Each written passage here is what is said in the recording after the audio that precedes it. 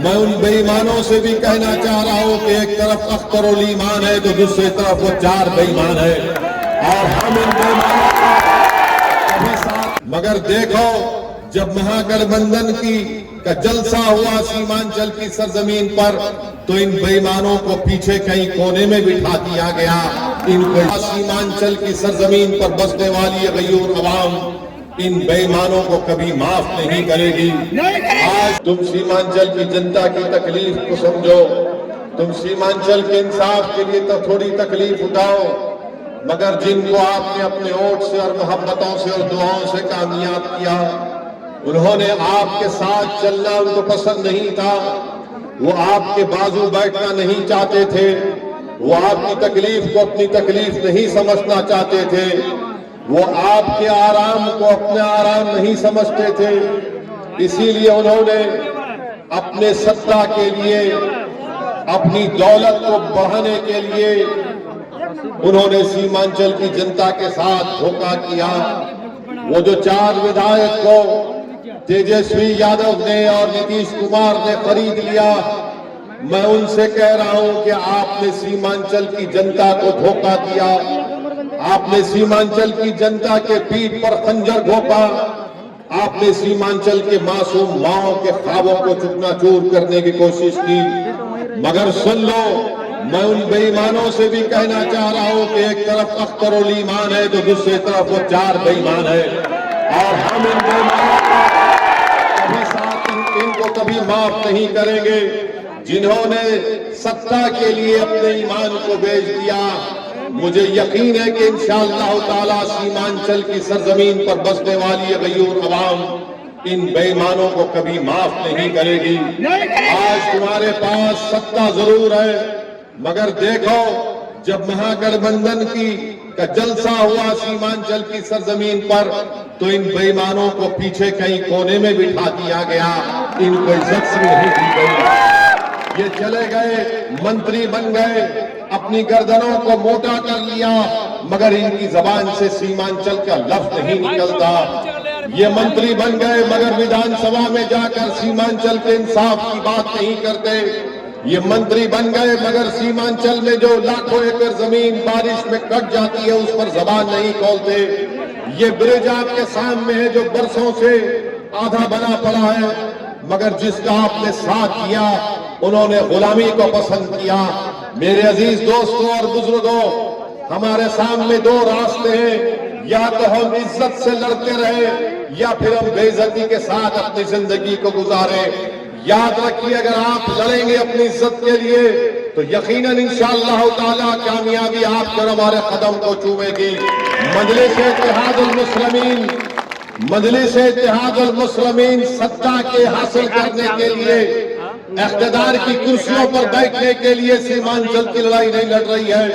मजलिस इत्तेहादुल मुस्लिमीन सीमांचल की लड़ाई इसलिए लड़ रही है ताकि हम अपनी मां और बहनों के ख्वाबों को पूरा कर सके। मजलिस सीमांचल की लड़ाई सत्ता में बैठने के लिए नहीं लड़ रही है, बल्कि मजलिस सीमांचल की लड़ाई इसलिए लड़ रही है ताकि हमारे नौजवानों के ख्वाबों को पूरा किया जा सके।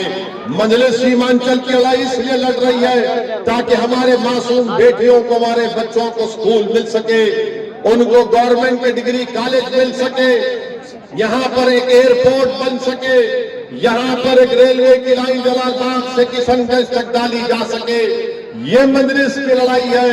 इसीलिए मैं आपसे अपील कर रहा हूँ कि दोबारा मजलिस इत्तेहादुल मुस्लिमीन को और मजबूत करिए। मैं आपसे वादा कर रहा हूँ कि अगर सारी दुनिया भी मेरा साथ छोड़ देगी, मगर एक असादुद्दीन ओवैसी सीमांचल की लड़ाई लड़ते रहेगा। मैं दुनिया को देखकर या ताकतवर को देखकर अपना मौका बदलने वालों का नाम असादुद्दीन ओवैसी नहीं है। मैं हक और इंसाफ के लिए लड़ता रहूंगा। अरे सारी दुनिया मुझसे अगर उठकर कहेगी कि तुम सीमांचल की बात मत करो, तो मैं तब भी कहूंगा कि सारी दुनिया की आवाम एक तरफ, मेरी सीमांचल की सरजमीन पर बसने वाले। मेरे अजीज दोस्तों और बुजुर्गों, इस बात को आपको समझने की जरूरत है कि आप देखते हैं कि पूर्णिया का एयरपोर्ट है, अमित शाह दिल्ली से आते हैं, मोदी के बड़े बड़े कारनामे गिनाते हैं कि मोदी के 56 इंच का सीना है। अरे अगर 8-9 साल में तुमने पूर्णिया का एयरपोर्ट नहीं बनाया तो कब बनाओगे? आप जानते हैं कि मोदी सरकार अगर चाहती तो एयरपोर्ट खुल जाता। अगर मोदी सरकार चाहती तो पटना की हाईकोर्ट का एक बेंच यहां पर उसको कायम किया जाता ताकि यहां की जनता को 350-400 किलोमीटर का सफर तय न करना पड़े।